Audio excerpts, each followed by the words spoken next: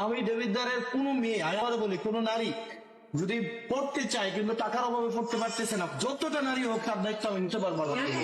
বাবারে আমি আমার মেয়েটারে পড়াইতে চেয়েছি, পারতেছি না, মেয়েরা মেধাবী পড়তে চায়, পারতেছি না, আমাকে জানা। এখন যেহেতু আল্লাহ পজিশন দিছে, মানে আলহামদুলিল্লাহ, টাকার অভাবে দেবিদ্বারের কেউ কোনো মেয়ে, আমি ম্যারেজ কথা বলি না, ফলাফল না পড়তে চাইলে এদেরকে জোর করে পড়ানো যায় না, এদেরকে বিদেশ ছাড়ে দিবে। এদেরকে কই যদি না পড়তে চায় যুগের পড়ানোর দরকার এর বিদেশ ছাড়ে দিবেন।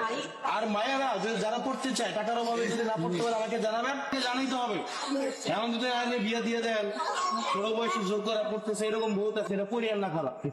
নিজের জীবনটা ধ্বংস করছে, মায়ের জীবনটা ধ্বংস করিয়া কেউ বলতে পারে না যে আমার না বলছে। এখানে দেখেন, এখানে এই গ্রামের অনেকে আছে, আপনারা সাইফুল ভাই আছে, এখানে ওই সাইফুল আছে, এখানে আরো কতজন তো আমাদের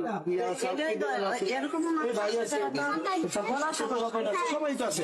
আপনারা জানাবেন ওনাদেরকে, বুঝছেন, চিনেন না তাদেরকে, তাদেরকে জানাবেন। আমি বললাম পড়াশোনা রিলেটেড কিছু আমাকে জানাবেন, আমি দেবো।